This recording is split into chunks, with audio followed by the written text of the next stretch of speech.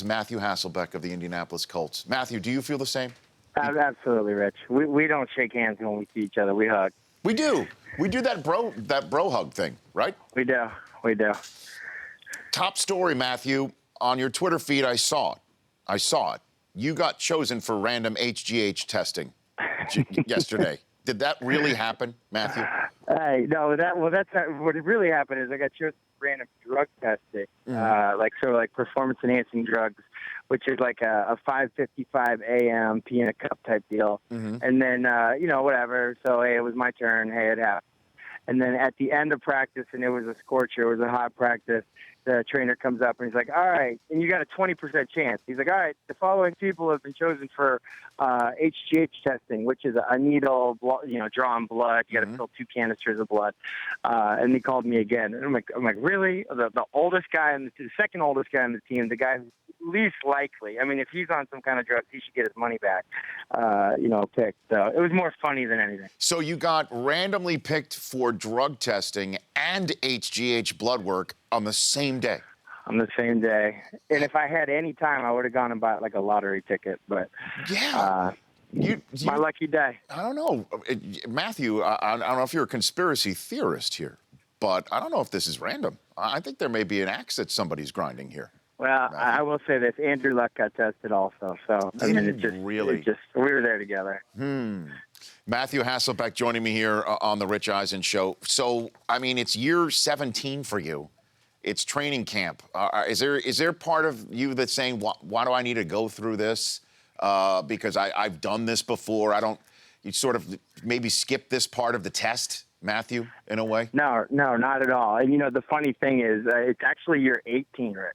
So my first year was on the practice squad with the Green Bay Packers. I was a 6th-round pick for the Packers, and they ended up keeping 4 quarterbacks that year. But obviously, they don't need 4 quarterbacks in practice. So I ended up playing scout team tight end the whole season, 17 games, and blocking Reggie White, Tanner Dotson every day in practice. So wow! So compared to that training camp, yeah. I mean, this is nothing. This is a walk in the park. When you were that scout guy, who did you imitate the best? When you were the scout team quarterback that you nailed? On all the running plays, I was just trying not to screw up the practice. That was my number one goal. But I remember I ran like an out and up, like a stick nod route on Leroy Butler one time, and for me it was like my Super Bowl. Here I am, I get to run a route against Leroy Butler. Like this is the highlight of my life, highlight of my football career. Yeah. And for him, it was just kind of like a walk through practice. And I caught it, and I might have gotten a first down or a touchdown, and I had a big smile on my face, and he kind of had some words for me, like wipe that smile off your face, So there was a fine line. You always wanted to be like sort of unsuccessful on the scout team when you're playing scout team tight end. Yeah, so you didn't catch the ball and then do a Lambeau leap on him. In other words, you didn't. In fact, I don't know if I ever had a vertical jump good enough to ever actually do a Lambeau leap. I thought about it often in my 3 years there. It's actually real low near the goalpost and real high near the pylons. But I always said, if I ever get the opportunity, I don't know if I can even get there. So that could be quite embarrassing. And now it's interesting. Favre had his whole number retired there. And you were there, obviously, at the big, I guess, moment of his heyday when he was really right there in the sweet spot of his time with Green Bay. It's remarkable how time flies when you think about it, Matthew, right? Yeah, it was awesome. I had a chance to go back for that, and I saw a lot of former teammates and a lot of former coaches, and just the amount of people that were there. It's a special organization, the Packers, and with their fans. I mean, I sat in about almost an hour of traffic trying to get to that game, really trying to get to that stadium. There wasn't even a game, but it felt like a game. Right. And it was an awesome thing. And obviously they're a team that is having a ton of success right now. They're a really, really good team. But they're a team that, for one night and one weekend, they kind of relive some of the stuff of the past. And it was awesome to be a part of. How about you reliving some of the stuff with Holmgren when you chatted with him from maybe not only just the Green Bay days, but obviously the Seattle Super Bowl year that you guys had together? Yeah, it's ironic. Yeah, so I think for both of us, we saw so many people from our past with the Packers that we actually didn't even get to say hello to each other that night, at the event. And, that was probably one of my regrets. I mean, there was some awesome stuff. I mean, I had an hour-long conversation with Andy Reid and some of the coaches that are in Kansas City now that I had when I was with the Packers, and it was just I loved it. But I was kind of bummed I didn't get to see Coach Holmgren. And on the flight out of town early the next morning, as fate would have it, I happened to be sitting right next to Mike Holmgren, and it was great. So we caught up and had a nice chat On the plane? on the plane. Yeah, it was great. So what sort of flyer are you normally though, Matthew? Do you put the headsets on and you don't talk to the person to your ride? You act like you're reading when you really aren't reading? What sort of flyer normally are you? To be honest with you, Rich, I was flying without kids. I didn't even know what to do. That's the greatest thing. I didn't have three kids with me. I was confused. That's like a vacation, isn't it? Pretty amazing. I've got Matthew Hasselbeck on the phone with me here on the Rich Eisen Show. Let's talk here and now. At the top of the show, we played a soundbite about Andrew Luck talking about his contract. The fact that, you're one of your successors in Seattle, there's so much hand-wringing over Russell Wilson's contract and whether that would get done. There's hardly anything talked about Andrew Luck's contract in Indianapolis. Why do you think that is, Matthew? I think, he's all football all the time. I can't speak for him necessarily on this situation, but I know for me in my situation, I had a great relationship with my agent, and so I just trusted him with it, and I just got myself ready to play football.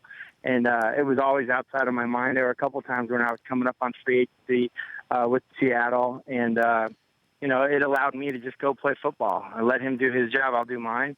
And I think, I'm sure in Andrew's situation, he's got a similar situation where he's got a great relationship with whoever handles that for him, and he just goes out and worries about football. And I think he understands, with not just with this, but with all things, distractions don't help. And he's, everyone jokes about the flip phone and about, how he's not doing endorsements all over the place and that stuff. But that's really just who he is. I mean, he's not easily distracted. He sets goals and he gets after them. And I think that's why he's had so much success in his first few years here in the NFL. Well, the expectation level for him, not just him, but the entire team now is kind of through the roof. It's at an all-time high of the post-Peyton era in Indianapolis. So how is that landing in your world, in your locker room right now, Matthew? Yeah, again, I think like you're absolutely right. Outside our building, people are taking a guess and saying who they're going to see in Santa Clara. But in our building, we're really not focused on. Our focus really is on our division. And I think Chuck Pagano does a great job here of kind of setting the mission, setting the focus, setting the mindset. And from day one since I got here, was just, hey, we're going to dominate this division. We're going to win the AFC South. That's our goal. That's our only goal. There's nothing past that goal. And now, obviously, once you clinch the division, he'll come in with a new goal for us to attain. But right now, you look at our division, we've had some success, but there's some teams in our division are getting better. They're getting more experience. We've got good young quarterbacks in our division that are on the rise. Obviously, Houston has an amazing defense, and we got to be ready to go. We got to be ready to bring it, and like I said, no distraction. And what is it? Let's put it this way: how good is Andre Johnson? How much more does he have left? You see him. You see Frank Gore out there. There's a lot of additions, but Andre Johnson, that's the guy that a lot of people are looking at that could be potentially the difference maker if there's not that much tread on the tire. There, yeah, for me, he just brings a level of professionalism and consistency to our room. We've got a room full of really, really talented young wide receivers. I mean, even T.Y. Hilton, he's our veteran guy. He's a young guy. So now you got Philip Dorsett and Dante Moncrief and T.Y. Hilton and even our young talented tight ends. To bring in a guy like Andre Johnson is just a pro. It's just great, and the same with Frank Gore. But at the same, so that's how I see it. But the fun answer to your question is if you're thinking about getting either one of those guys on your fantasy team, I would do it. Andre Johnson will it would shock me if he didn't have a great year. Well, I mean, is Frank going to get the reps? I mean, Matthew, if you're giving fantasy tips out to me and the rest of the Rich Eisen Show universe, and I think universe is the proper word. I mean, how many reps? Is Frank going to get the reps? Matthew? Well, I'll say this. I think I heard this stat yesterday in one of our meetings. We led the league in plays last year. So, I don't know what that means. I have no idea. But that means there's more footballs to go around if we're running more plays. Okay. And what do you think of Luck's DirecTV commercial with the cats, Matthew? What about that? Fantastic, actually. I don't think people get to see that side of him. He's pretty buttoned up and he's very serious and he's all about football. But he's a human being. He's got a great personality. He's actually really funny. He's obviously very smart and reads a lot. He's a huge soccer fan and he's into things that typical American football players aren't into. But he's funny. He's got a great personality and. I love the commercial. I can't wait to see a couple more. Does he still have the flip phone? Does he still have the flip phone? He does. Crazy, I can break this news to you, Rich. It's a new flip phone. What? But it's exact same model. You know how in the old flip phones you had to slide that the cover over the big battery? Sure. Yeah. He went about most of the season last year with no cover on the battery. I mean, it's an embarrassment. Seriously. He's the face of a franchise, for crying out loud. So we got a new one. But how do you get a new flip phone? That's like getting a new Walkman. Where do you find one? I don't know. They exist. Who sells them? They exist. All right. Well, listen.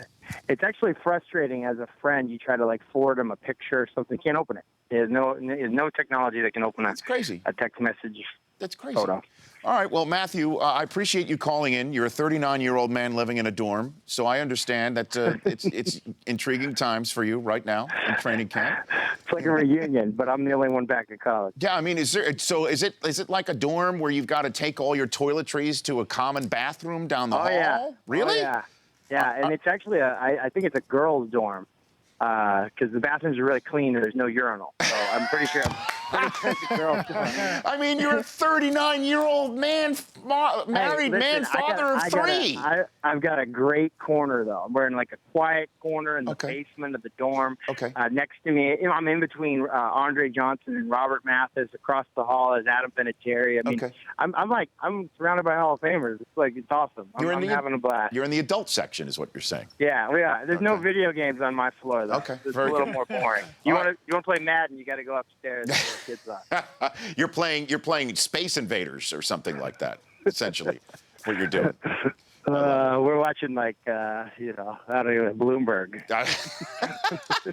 Matthew, thanks for calling in. We'll chat again soon, hopefully. Okay, all right, guys. You bet. See you soon. That's Matthew Hasselbeck. The Rich Eisen Show, weekdays at noon Eastern. On Audience.